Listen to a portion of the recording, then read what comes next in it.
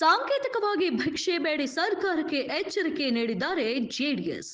ಹೌದು, ಜೆಡಿಎಸ್ ರಾಜ್ಯ ವಕ್ತಾರ ವಿ.ಆರ್. ಗೋವಿಂದ ಗೌಡ್ರ ನೇತೃತ್ವದಲ್ಲಿ ಭಿಕ್ಷಾಟನೆ ನಡೆದಿದ್ದು, ಸಾಂಕೇತಿಕವಾಗಿ ಭಿಕ್ಷೆ ಬೇಡಿ ಸರ್ಕಾರಕ್ಕೆ ಎಚ್ಚರಿಕೆ ಗಂಟೆಯನ್ನ ನೀಡಿದ್ದಾರೆ. ಎಪಿಎಂಸಿ ರಸ್ತೆ ಸೇರಿದಂತೆ ಹಲವು ಭಾಗಗಳಲ್ಲಿ ಭಿಕ್ಷೆ ಬೇಡಿ ಹಣ ಸಂಗ್ರಹ ಮಾಡಲಾಗಿದ್ದು, ಪಂಚಾಕ್ಷರಿ ಗವಾಯಿ ಮಠದ ಆವರಣದಿಂದ ಭಿಕ್ಷಾಟನೆ ಆರಂಭವಾಗಿತ್ತು. ಸರ್ಕಾರ ಹಣ ಬಿಡುಗಡೆಗೊಳಿಸಿದ್ರೆ ಜಿಲ್ಲಾದ್ಯಂತ ಭಿಕ್ಷಾಟನೆ ಮಾಡಲಾಗುವುದು ಎಂದು ಎಚ್ಚರಿಕೆ ನೀಡಿದ್ದಾರೆ. ಅರ್ಧಕ್ಕೆ ನಿಂತ ಪುಟ್ಟರಾಜ ಸಭಾಭವನ ಕಾಮಗಾರಿಗೆ ಬಿಡುಗಡೆಯಾಗದ ಹಣದಿಂದಾಗಿ ಬರೋಬ್ಬರಿ 8 ವರ್ಷಗಳಿಂದ ನೆನೆಗುದಿಗೆ ಬಿದ್ದಿರುವುದು ಕಾಮಗಾರಿ. ಈಗಾಗಲೇ 5 ಕೋಟಿ ವ್ಯಯ ಮಾಡಿ ಸಭಾಭವನ ನಿರ್ಮಾಣ ಆರಂಭವಾಗಿದ್ದು, ಜಿಲ್ಲಾಡಳಿತ ಸಚಿವರ ನಿರ್ಲಕ್ಷ್ಯದಿಂದ ಅರ್ಧಕ್ಕೆ ನಿಂತಿರುವ ಪುಟ್ಟರಾಜ ಸಭಾಭವನ ಜಿಲ್ಲಾ ಜೆಡಿಎಸ್ನಿಂದ ಹಣ ಸಂಗ್ರಹವಾಗಲಿದೆ.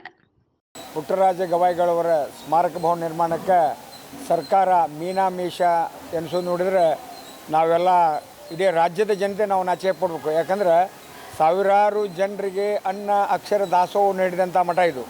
ಇವತ್ತು ರಾಷ್ಟ್ರ ಪ್ರಶಸ್ತಿ ಪುರಸ್ಕೃತರಾದಂಥ ನಮ್ಮ ಪುಟ್ಟರಾಜ ಗವಾಯಿಗಳವರು ಇವತ್ತು ಸಾವಿರಾರು ಅಂಗವಿಕಲರು, ಬುದ್ಧಿಮಾಂದ್ಯರು, ಕಣ್ಣಿರ್ಲಂಥವರು ಇವತ್ತು ರಾಷ್ಟ್ರ ಮಟ್ಟದೊಳಗೆ ಸಂಗೀತ ಕಲಾವಿದರಾಗಿ ಇವತ್ತು ಈ ಗದಗಿನ ಹೆಸರನ್ನು ತೊಗೊಂಬಂದಾರ. ಇವತ್ತು ಈ ಮಠಕ್ಕೆ ಏನಂತಂದರೆ ಯಾವುದೇ ಹೊರಗಿನ ಆಸ್ತಿ ವಗೇರೆ ಇಲ್ಲ. ಇವತ್ತು ಹಲವಾರು ಮಠಗಳಿಗೆ ಸಾವಿರಾರು ಕೋಟಿ ರೂಪಾಯಿ ಆಸ್ತಿ ಅದ, ಆದರೆ ಅವ್ರು ಏನೂ ಸಾಧನೆ ಶೂನ್ಯ ಐತಿ.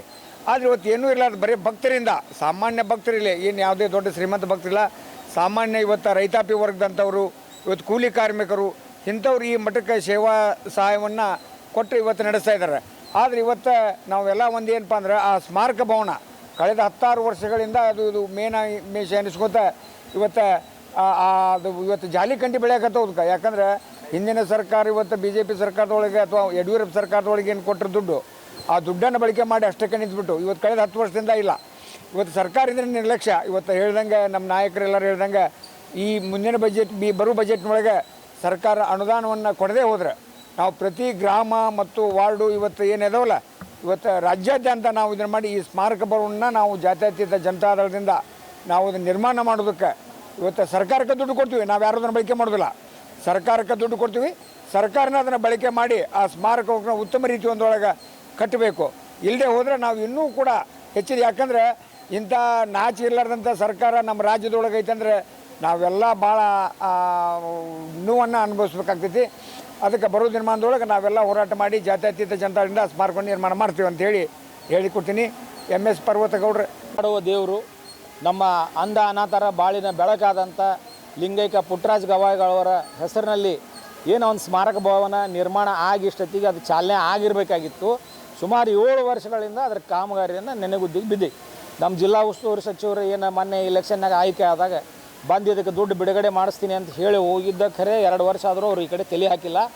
ಅವರು ಲಕ್ಕೊಂಡಿಗೆ ಅನುದಾನ ಬಿಡುಗಡೆ ಮಾಡಿಸುವಂಥ ಆಸಕ್ತಿ ತೋತಾರ, ಮ್ಯೂಸಿಯಮಿಗೆ ಅನುದಾನ ಬಿಡುಗಡೆ ಮಾಡುವಂಥ ಆಸಕ್ತಿ ಏನು ತೋರಿಸಿದ್ರು, ಈ ಸ್ಮಾರಕ ಭವನಕ್ಕೆ ಅವರು ತೋರಿಸವಲ್ರು.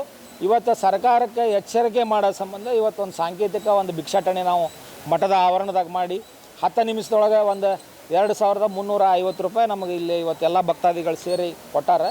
ಇದನ್ನು DD ಮುಖಾಂತರ ನಾವು ಜಿಲ್ಲಾಧಿಕಾರಿಗಳಿಗೆ ಕೊಟ್ಟು ಸರ್ಕಾರಕ್ಕೆ ಮುಟ್ಟಿಸುವಂಥ ಕೆಲಸ ಮಾಡ್ತೀವಿ.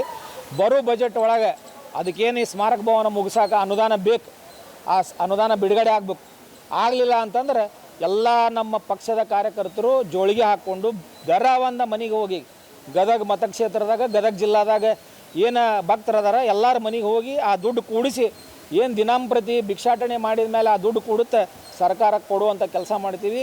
ಈ ಸರ್ಕಾರಕ್ಕೆ ಏನಾರ ನಾಚಿಕೆ ಮಾನ ಮರ್ಯಾದೆ ದೊಡ್ಡವ್ರ ಬಗ್ಗೆ ಗೌರವ ಇತ್ತು ಅಂದರೆ ಈ ಬಜೆಟ್ ಒಳಗೆ ಏನದು ಉಳಿದಿದ್ದ ಅನುದಾನ ಐತಿ, ಆ ಆರ್ಥಿಕ ಸಹಾಯ ಇದಕ್ಕೆ ಬೇಕು ಮುಗಿಯೋಕ್ಕೆ ಅದನ್ನು ತಾವು ದಯವಿಟ್ಟು ಬಿಡುಗಡೆ ಮಾಡ್ಬೇಕಂತ ಹೇಳಿ ನಾವು ಮುಖ್ಯಮಂತ್ರಿಗಳಿಗೆ ನಿಮ್ಮ ಮೂಲಕ ಒತ್ತಾಯ ಮಾಡ್ತೀವಿ.